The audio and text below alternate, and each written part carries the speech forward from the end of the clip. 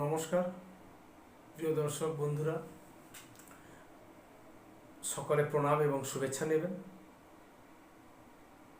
আপনারা দেখছেন কাকদ্বীপ টিভি, আমি প্রতাপ। দর্শক, কোনো ভাবা যায় আজকে আমরা এত এপিসোড করছি, পর্বের পর পর্ব করছি বাংলাদেশ বিষয়ে। কেন করছি? যে স্থিতিশীলতার বাংলাদেশকে আমরা দেখতে অভ্যস্ত ছিলাম, এখন সে বাংলাদেশ আর সেই পর্যায়ে নেই।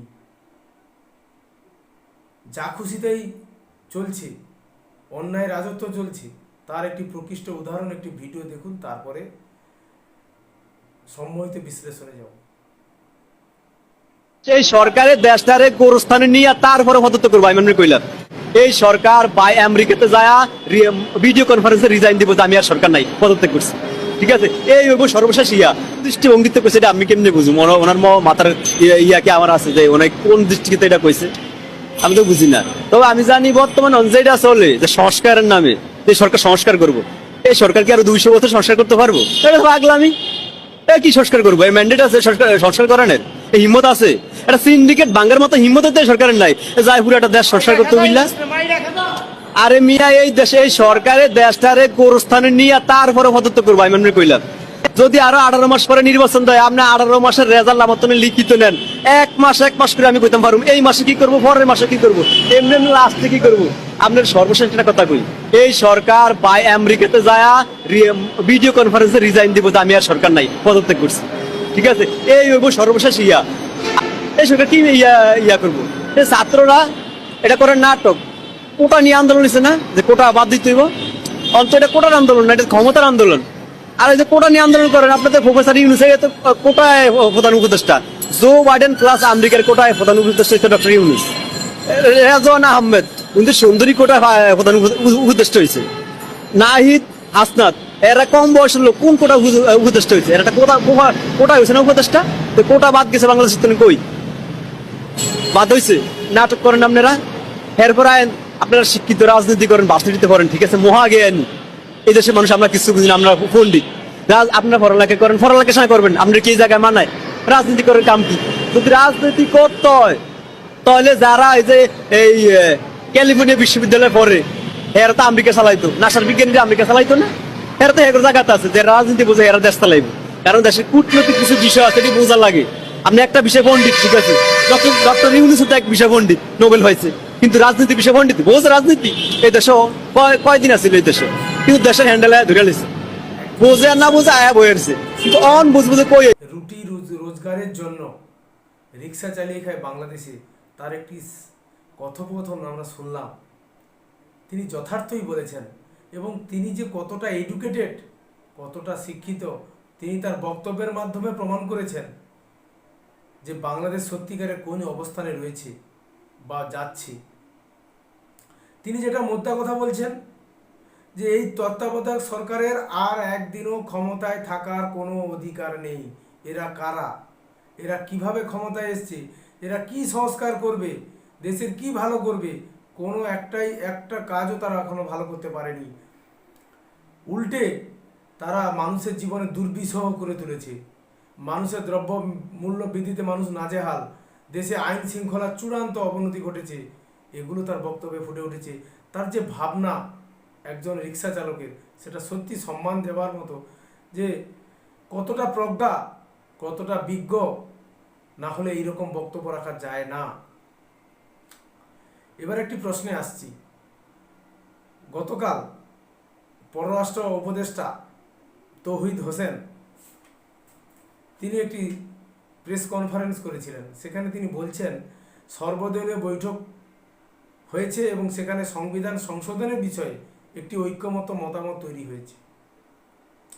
হঠাৎ করে কি হলো যে বাংলাদেশের সংবিধান সংশোধন করাটাই প্রয়োজন হলো? সত্যি একটি তত্ত্বাবধায়ক সরকার, তার কি কোনো ক্ষমতা রয়েছে এই ধরনের সংবিধান সংশোধন করার ক্ষেত্রে? তার কোনো ভূমিকা থাকা উচিত? সংবিধান সংশোধন করতে গেলে দেশের যে নিয়ম, দেশের যে রীতি, তা পালন করতে হবে। এবং আইনসভাতে বাংলাদেশে পার্লামেন্ট যেটা রয়েছে, সেই পার্লামেন্ট সেই পার্লামেন্টে কিন্তু সংখ্যাগরিষ্ঠতার মধ্য দিয়ে পাস করিয়ে তবে সংবিধানে সংশোধন আনা যেতে পারে।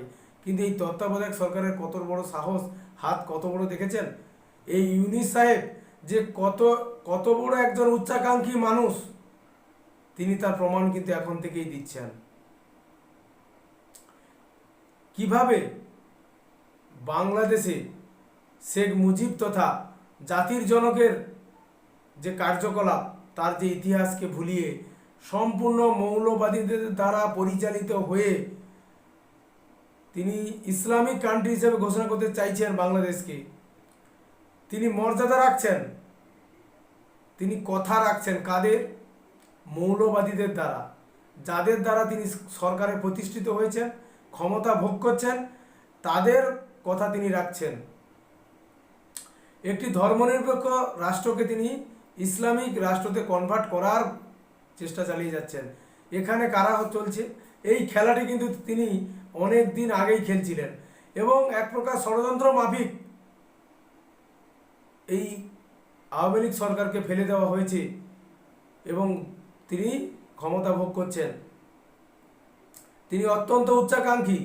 তিনি চাইছেন যে বাংলাদেশে মৌলবাদীদের দ্বারা যদি লালন পালন করা যায়, যেটা 1971-এর যে মুক্তিযুদ্ধের পরে যখন পাকিস্তানে হানাদার বাহিনী চলে যায়, তারা একটা কথা বলে গেছিল যে বীজ আমরা পুঁতে গেলাম, সে বীজ একদিন কিন্তু বড় হয়ে বিশাল বড় ময়ূরূপে পরিণত হবে। ঠিক তাই এই রাজাকার বাহিনী, এই হানাদার বাহিনী কিন্তু সব শেষ হয়ে যায়নি। এখনও বাংলাদেশে যত্রতত্র এখানে ওখানে তারা দুর্বৃত্তায়ন করে ঘুরে বেড়াচ্ছে, তারাই সংবিধান সংশোধন করছে। এই ইউনূস সাহেব চাইছে বিএনপি এবং আওয়ামী লীগকে বাদ দিয়ে তৃতীয় মৌলবাদী শক্তির উপর দল গঠন করে সেই দলে ইসলামী জিগির তুলে যাতে এই দুটো দলকে ক্ষমতা থেকে সরানো যায়, সরিয়ে দূরে রাখা যায়, তার প্রচেষ্টা কিন্তু এখন থেকে তিনি চালিয়ে যাচ্ছেন। এটা জনগণ বিশ্বাস করছে এবং তারা দেখে ফেলেছে। কোনোভাবেই আগামী দিনে তারা ক্ষমা পাবে না।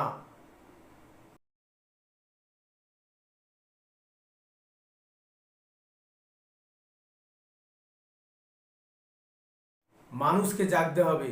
1971-এর মুক্তিযুদ্ধে বঙ্গবন্ধুর যে ডাক ছিল, সেই ডাকে সাড়া দিয়ে যেভাবে স্বাধীনতা আন্দোলনে মানুষ ঝাঁপিয়ে পড়েছিল, সেই দিনটাকে খুঁজে বের করতে হবে।